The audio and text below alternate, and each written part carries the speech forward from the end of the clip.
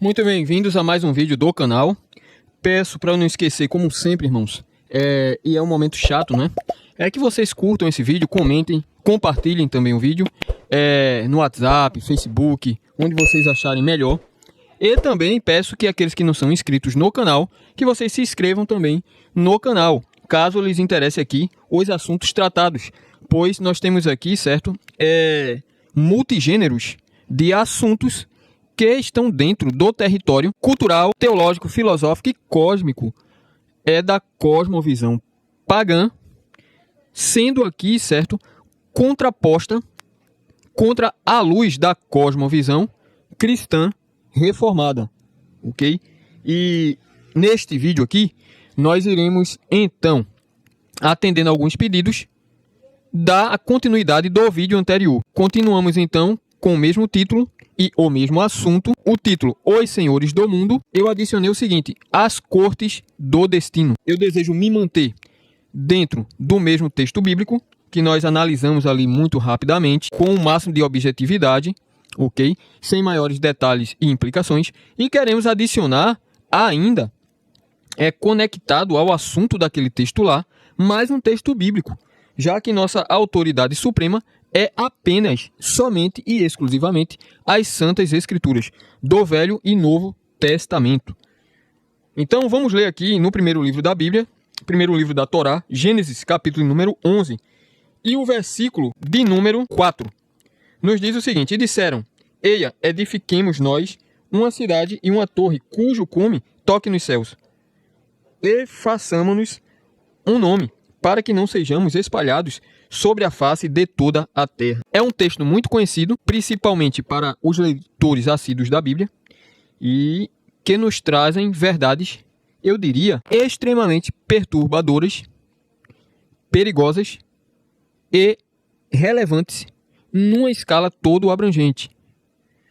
Note, o texto aqui retrata um diálogo entre as pessoas daquela época, certo?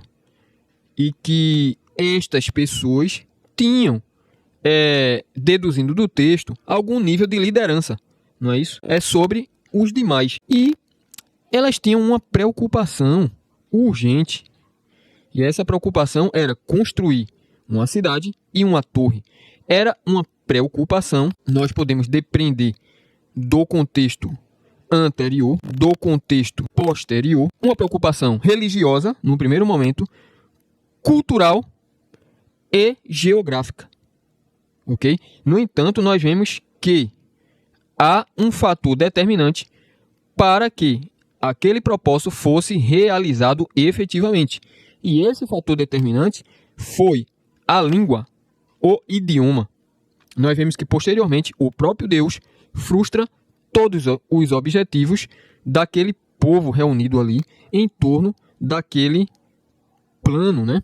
Eu chamaria aqui de Master Plan, como muitíssimos séculos posteriores então escrito, desenvolvido, pensado, repensado com máximas minúcias e engenharia intelectual. O Master Plan é um documento redigido, certo?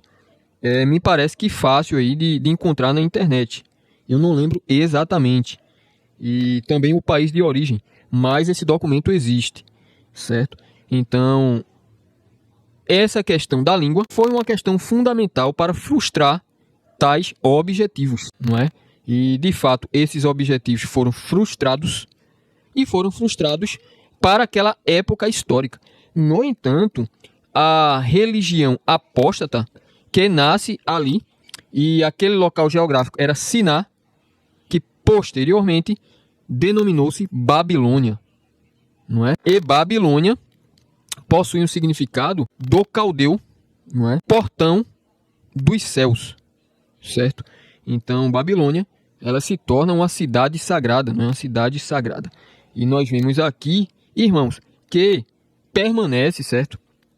Já desde o próprio texto bíblico, essa, como poderíamos chamar, né? Esse sonho que é construído essencial e totalmente por um tipo de metafísica do pecado, onde os homens se reúnem para conspirar contra aquele que vive para todo sempre, aquele que é onipotente, aquele que criou os céus e a terra, os homens e todos os seres vivos. Essa conspiração, ela salta das próprias páginas da Bíblia Sagrada para os nossos olhos e para o nosso intelecto. Logo, nós vemos que a questão do globalismo e, mais precisamente, da nova ordem mundial é, de fato, e em sua essência, uma questão sumamente teológica e não uma questão política, econômica, militar, geográfica, cultural, etc, etc. Todas essas instâncias, elas são totalmente a posteriori. A priori, a questão teológica tem toda a preeminência, sentido e decisão. Ok? Então, nós queremos aqui, apenas para a gente adentrar de forma mais ampla o assunto, remover agora a questão, certo?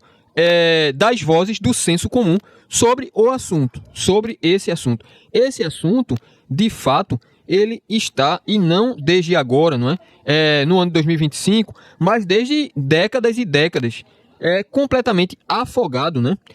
Na imaginação do clichê social, como sendo superstição, como sendo balela, exageros, e, enfim, o termo de sempre que já está gasto e até enfadonho de repetir aqui, que é teoria da conspiração, né? Ou teorias da conspiração, ok? No entanto, é o seguinte, como sempre eu lembro do nosso irmão Aramis, ele sustenta o seguinte, que o que existe não são teorias da conspiração, mas o que existe de fato são fatos da conspiração.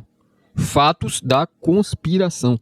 E realmente, se aqui nós formos simplesmente fazer uma comparação, irmãos, das grandes mentes que produziram a literatura do horror, como por exemplo Horace Walpole, Edgar Allan Poe, Lewis Carroll, Philip K. Dick, Arthur Machen, H.P. Lovecraft, Robert Evan Howard e assim por diante, e ainda formos mais longe, né?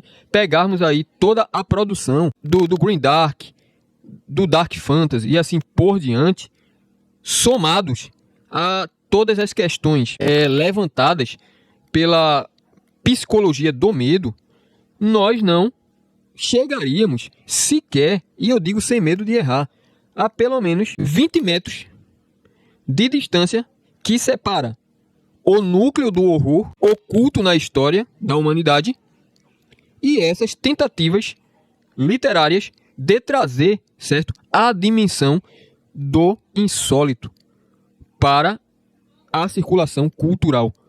Então, de fato, a situação, ela é sim de um extremo horror teológico, porque de fato os homens nunca desistiram desse propósito. E os homens em questão aqui de fato a elite dos sábios, não é isso? Os rishis, os sofos, certo? Os mahatmas, etc, etc. Então, esses homens, de fato, eles compreenderam algo, ainda que num estado de queda, que é o seguinte: o assunto do sonho dos sábios é o assunto próprio da Escritura Sagrada, que é a teologia da criação. E a teologia da criação, ela vai exatamente nos ensinar, nos instruir e convencer-nos, certo? Através da própria palavra de Deus, de que nós estamos num mundo criado e que nesse mundo criado por Deus houve um momento em que ocorreu a queda. E aí nós vemos aí a questão da teologia da criação saltar imediatamente para a questão da teologia da queda, né? Ou a doutrina do pecado original. E então, posteriormente, a teologia da redenção, ou a soteriologia. Então, veja que a um só tempo está implicada na doutrina bíblica, na narrativa do Gênesis, capítulo 3, não é? Capítulo 1 também, inclusive, no que tange muito mais a questão da teologia da criação, os elementos fundacionais para a cosmovisão. Deus, o homem e o mundo. Ok? Então, nós estamos tratando de um assunto aqui que é o eixo do próprio mundo e da existência, certo? Então, o que nos falta ao nosso tempo é algo muitíssimo valioso para a memória intelectual, que é exatamente a distinção da sublimidade das questões últimas, usando aqui um termo da apologética, mas eu poderia falar simplesmente, né, das disciplinas ou simplesmente da teologia sagrada, para resumir tudo numa só direção e num só conceito, ok? Então, as Ultimate Questions, elas são o que há de mais precioso para a memória intelectual. A apologética, indo nessa direção, ela está seguindo a narrativa bíblica, não é? Fielmente e necessariamente. Então nós vemos em nossos dias, em nossa época, a voz da nossa época acumula, ano após ano, um amor, uma idolatria do pântano da futilidade existencial, onde mesmo pessoas que detêm autoridade teológica, eclesiástica e assim por diante, não conseguem, certo, lidar com as ultimate questions, né? Ou as questões últimas da vida. Eles simplesmente procuram, e por diversas razões, ignorância, a razão principal, interesses próprios, paixões pessoais, coibição sociocultural, certo? Que há muito em nossos dias e que, por exemplo, nós vemos que já na modernidade, né, o grande erudito Rosa Cruz, Tobias Churton, ele diz uma coisa que ele está de fato correto, né? E aqui vocês percebem que sim, eu citei um Rosa Cruz. Ele é de fato um pagão. Ele é inimigo da cruz de Cristo. No entanto, essa análise que ele faz é uma análise muitíssimo, eu diria, sagaz e verdadeira, certo? E ele faz essa análise, essa menção na obra Occult Paris, certo? Ele vai dizer o seguinte, que pela primeira vez, né, no Ocidente, eu estou falando aqui com as minhas palavras, as ideias espirituais, elas foram reduzidas a mera questão ou a mera insignificância de não ideias. Então, se formos entrar nas implicações e nos meandros desse ponto que ele traz para a discussão intelectual dentro do Ocidente, nós precisaríamos assim de pelo menos mais uns 5 vídeos, entendeu? Então, tamanha é a quilometragem da importância dessa questão. É uma questão vital, é uma questão sumamente vital para se discutir. Então, de fato, nos nossos dias, há uma ausência, e há uma ausência, eu diria, calculada pela produção cultural contemporânea em relação às questões últimas. As questões últimas. Tudo que se fala é sempre em 2 âmbitos. Quando se vai falar de objetividade, de fatos objetivos e relevantes, no geral, aqui no Brasil, e falando aqui do cristianismo, né? Eu estou falando aqui dentro dos muros do cristianismo, ok? Sempre se vai falar em missões, a questão da política e sempre essas mesmas questões, até onde eu posso perceber, não é? A saúde, redes sociais e etc, etc, etc. Questões essas também importantes, mas não questões últimas. Não questões últimas. E no sentido subjetivo, se vai falar sempre de a preservação da autoimagem, a questão da soteriologia, repetidamente, a exaustão, a questão do evangelismo, numa medida muito mais discreta, friamente artificial e assim por diante.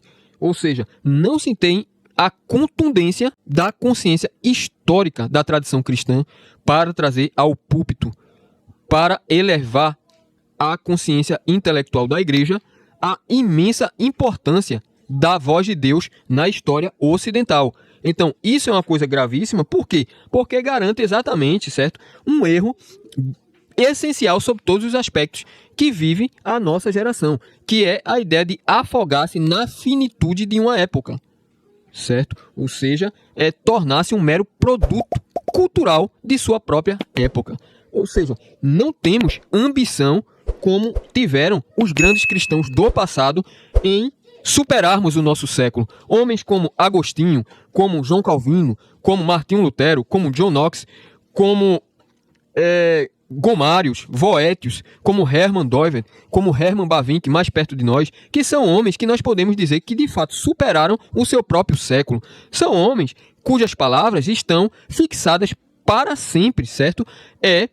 No mármore puro da realidade da tradição cristã, não é? Então são homens que trouxeram, certo, questões que são relevantes desde a eternidade. Então nós precisamos desse tipo de questão para discutirmos hoje no Brasil, agora no Brasil, e não para amanhã. Nós precisamos de fato sair da infância teológica, não é? Então essa infantilidade teológica tem destruído muito, não é? Muito, principalmente da autoridade do cristianismo. O cristianismo sequer, por exemplo, eu vi recentemente aí o pastor Saião citando de que o cristianismo não era religião. Jesus não fundou uma religião. Então, isso é uma coisa quase inacreditável, não é? É para a questão da condição, certo? Da posição intelectual que esse pastor ele desfruta. Então é um erro totalmente inadmissível, mas que foi cometido assim,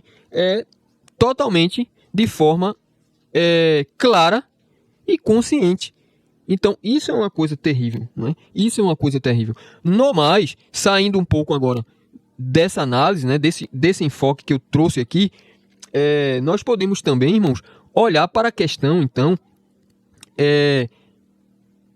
do modo pelo qual os sábios do passado e os sábios do presente, que são raríssimos, por exemplo, eu arriscaria citar um que eu tenho de memória aqui, não é?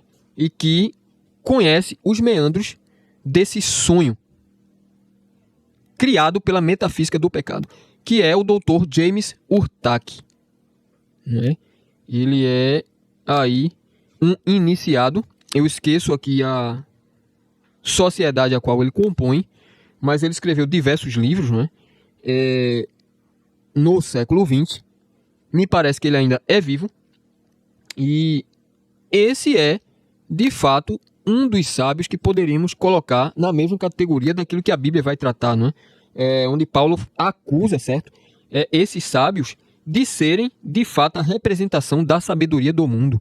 E a sabedoria do mundo é, de fato, uma sabedoria onde o próprio homem pretende conquistar de volta o paraíso. E, portanto, na raiz desse sonho está expresso ou é inspirado pelo mito de Prometeu, né? Então é de fato uma sabedoria prometeica que vai desprezar a Deus, que vai militar contra Deus até as últimas consequências. E portanto o fator da guerra é extremamente importante. Nós olhamos agora, por exemplo, né, alguns representantes aí que são desenvolvedores ou executores desse master plan no âmbito tecnológico, por exemplo.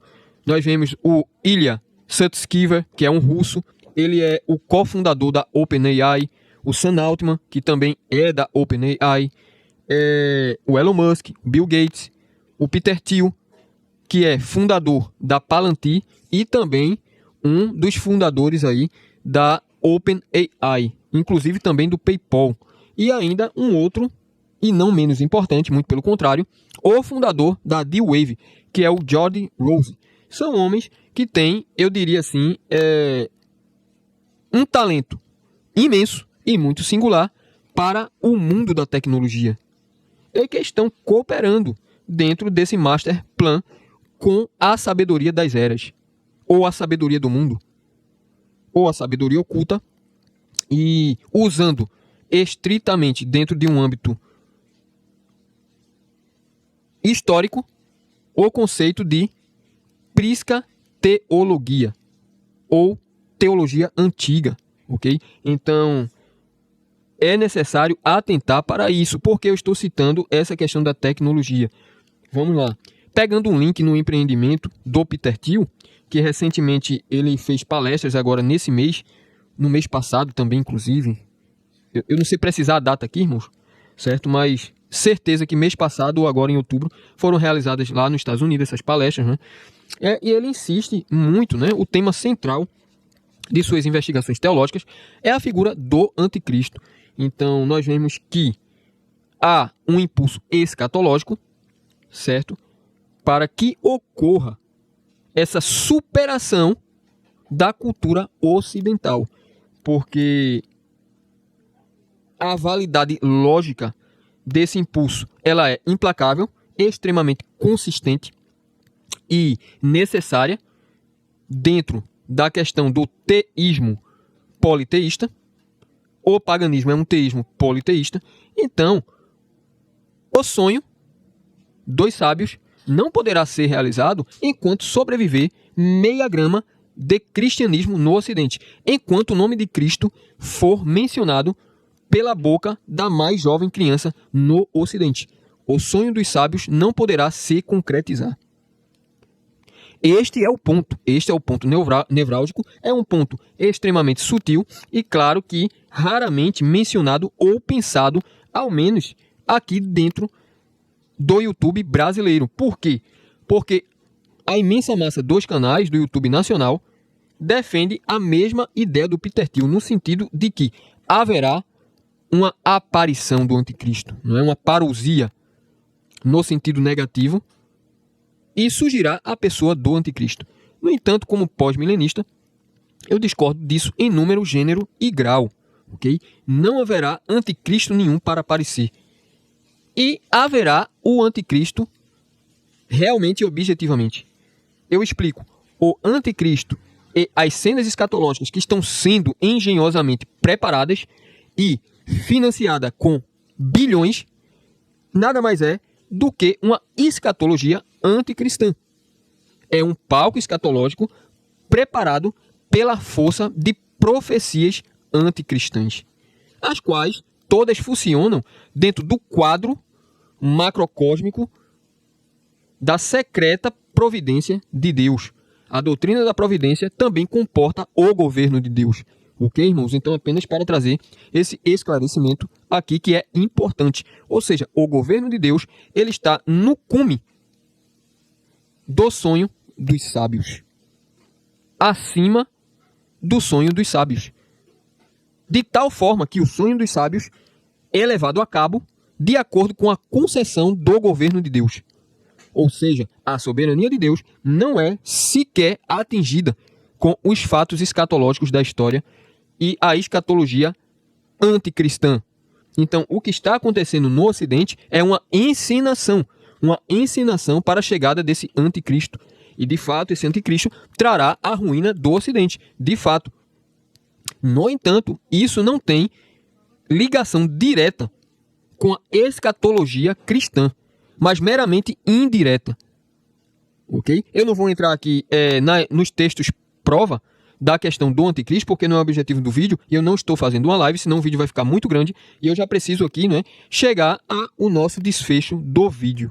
Ok, meus irmãos? Mas o fato é que essa escatologia, ela tem sido objeto de um dos homens mais poderosos do mundo, o Peter Thiel. E isso não é qualquer coisa, infelizmente, o público brasileiro tem uma imensa dificuldade intelectual e não pode, de fato, olhar para um vídeo desse que eu estou aqui trazendo para os senhores, certo?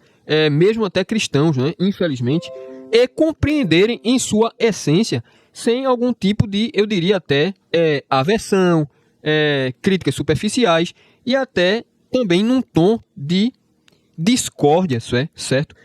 E de rejeição imediata ao conteúdo do vídeo, sem sequer ter lido pelo menos 20 livros sobre o assunto. Então, isso é muito triste, porque, de fato, o Brasil está totalmente no escuro quando a questão é o sonho dos sábios. Então, essa questão do sonho dos sábios vai levar, após esse momento escatológico, certo, a uma nova era de ouro. Ou seja, a ideia da paligenésia dentro da teologia da história pagã, que é cíclica. A paligenésia garante exatamente isso, certo? E significa a palavra paligenésia ressurreição ou novo nascimento aplicado ao tempo histórico. Ou seja, a história é um eterno retorno. Um eterno retorno. Então, após essa época, ou essa era, chamada pelos hindus de Kali Yuga, nascerá, emergirá a nova era de ouro, onde a sabedoria pagã dos deuses dominará, mais uma vez, o palco da história e a humanidade. Então, é esse tipo de pensamento, irmãos, que governa muito das principais mentes políticas de nossa época. Claro que numa escala menor em relação aos sábios, mas eles são orientados em algum nível, e muitos até, como por exemplo o Vladimir Putin, tem pessoalmente nessa fé toda a sua convicção, não é? Quer dizer, a fé no antigo paganismo, ok? Num império esotérico sagrado.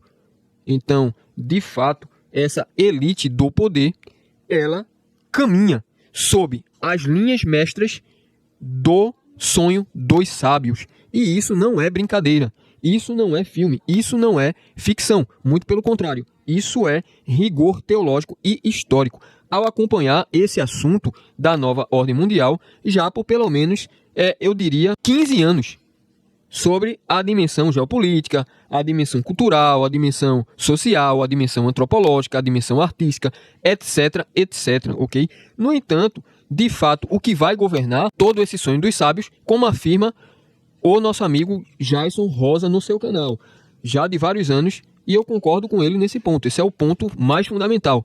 É o âmbito da espiritualidade. Então, é a espiritualidade que determina, de fato, as questões da alta geopolítica, ok? E agora, para desfechar esse vídeo, quem são as cortes do destino? Pois bem, as cortes do destino são precisamente as forças que digladiam-se por executar esse sonho dos sábios. Então temos o Ocidente e temos o Oriente, Atlântida e Agartha, e que irão lutar para impor-se profeticamente na execução do sonho dos sábios, ao poderem desfrutar da abertura dos portões do paraíso. E que, no entanto, nada mais é do que a quase extinção da humanidade de fato. Basta você estudar algumas linhas do transhumanismo. Quem estuda transhumanismo a sério, e eu vou indicar um livro que, para mim, eu diria, é a Bíblia do transhumanismo. Se houver algo mais profundo do que aquilo, irmãos, é realmente, eu diria, de uma raridade imensa. Porque o que eu já li sobre transhumanismo e comparado com essa obra, eu diria que são, assim, meras notas de rodapé, né? A obra do erudito muçulmano David Livingstone, que é Transhumanism, A History, Dangers of Idea, ok? Leiam essa obra. Essa obra ela tem mais de 1000 páginas. É uma obra completíssima, de alta erudição e de uma profundidade histórica, eu diria, orientada para os fatos mais misteriosos, importantes e vitais dos bastidores do poder ocidental. Então, é uma obra de uma seriedade muitíssimo, raríssima, eu diria, no Ocidente contemporâneo, onde muito do que eu já vi lá, eu já pude comprovar em outras obras e já pude comprovar em outros contextos quanto à sua veracidade. Então, irmãos, nós precisamos realmente olhar para essa questão com uma seriedade, eu diria assim, bíblica sobretudo. E não nos desesperarmos quando nós vamos aí no YouTube e vemos muita gente falando dessa vinda do anticristo, e que o apocalipse está se cumprindo, e que tudo vai ser destruído, e que não há mais jeito, e que a gente precisa fugir para a montanha, precisa fugir para lá, para cá. Claro, guardadas as devidas proporções. Nós não estamos aqui afirmando que não haverá terceira guerra mundial, por exemplo. Nós não estamos aqui debaixo de um otimismo imbecilizante. Mas nós estamos aqui orientados pelo otimismo bíblico escatológico, que demonstra claramente a vitória suprema e esmagadora de Cristo contra todos os seus inimigos, em todas as eras da história humana, inclusive da própria morte. Haverá uma derrota final da morte, diz a Bíblia em 1 Coríntios capítulo 15, ok? Então, para terminar, eu quero deixar aqui uma menção, certo?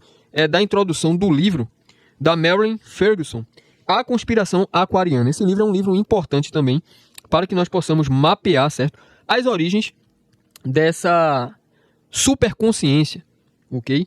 Que é de caráter místico contemplativo. Então vamos ler aqui o trecho. Diz aqui o seguinte: uma rede sem chefia, mas poderosa, está agindo para provocar modificações radicais no mundo, seus membros destruíram certos elementos-chave do pensamento ocidental e talvez tenham até destruído a continuidade da história.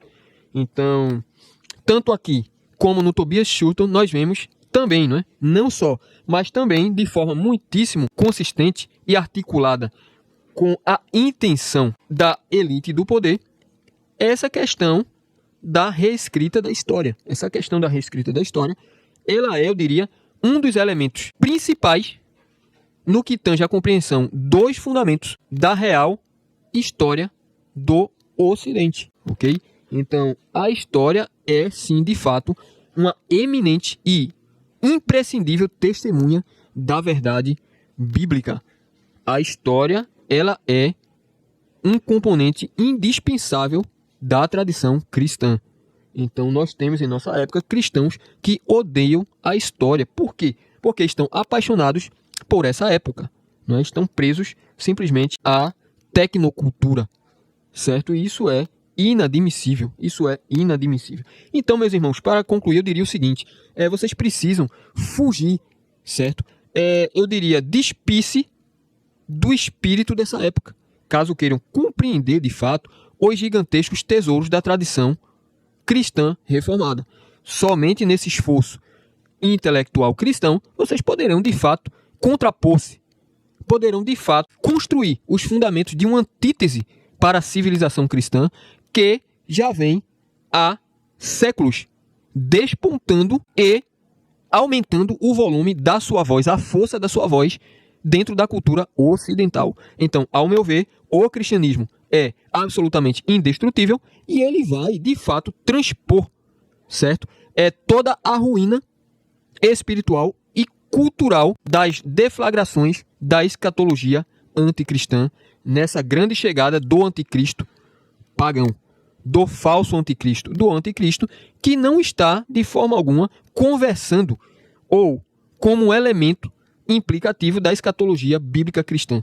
Okay? Então nós precisamos tomar cuidado com esse catastrofismo infantil e midiático. O que está acontecendo é um conceito que o Evelyn, inclusive, usa, certo? Para nortear as suas ações. Usava, ele já morreu, e era o seguinte, o conceito de cavalgar o tigre. Ou seja, ele queria apressar o Kali Yuga, ou a Era das Sombras, que é um conceito escatológico hindu. Ou seja, ele queria aprofundar a destruição do Ocidente, para que, apressando, pudesse adentrar nessa Era de Ouro. Então, essa é a questão que se ocupa as mentes dos sábios de nossa época e em todos os tempos.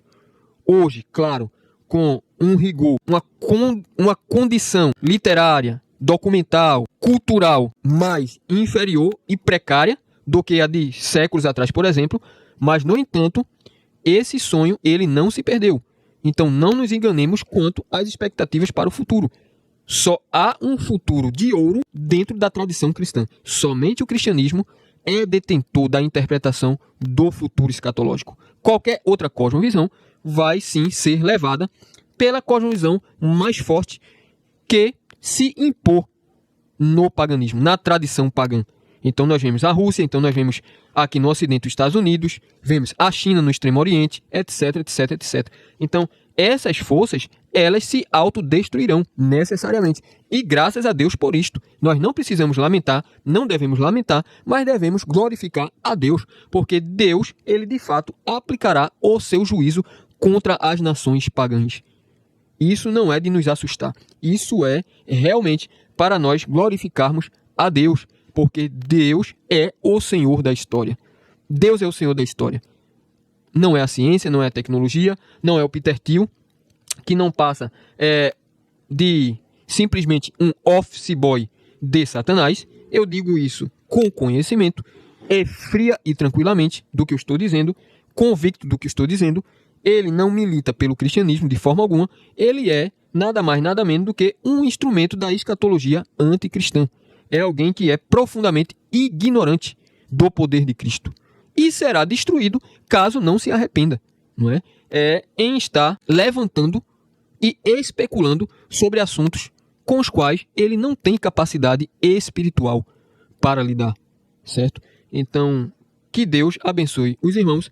E isso é tudo para trazer agora, no momento, sobre essa questão dos senhores do mundo, ok? Então, não pensemos, inclusive, com um adendo aqui ainda, eu já ia esquecer, que, e é um detalhe essencialíssimo, as cortes do mundo se restringem apenas a Ocidente e Oriente no sentido histórico-cultural. Na realidade, as cortes do mundo, elas são os deuses, certo? Desses dois imensos mundos culturais. Então, as cortes do destino são os deuses que governam, não é? Esses dois mundos culturais. E isso é, de fato, um assunto do âmbito da demonologia e satanologia bíblica. E que, de fato, aqui, principalmente na nossa época e no Ocidente, é um assunto muito pouco tratado pela igreja. É um assunto evitado pela igreja e é um assunto com o qual a imensa maioria dos líderes espirituais de nossa época tremem e temem diante desse assunto, né? E a maioria até chama de superstição tola e antibíblica. No entanto, a Bíblia trata da satanologia e trata também da demonologia, ok? Não é apenas o paganismo que trata disso, mas a cosmovisão cristã também trata disso, já que os anjos são meras criaturas do Deus que habita a eternidade. Então, que Deus abençoe a todos.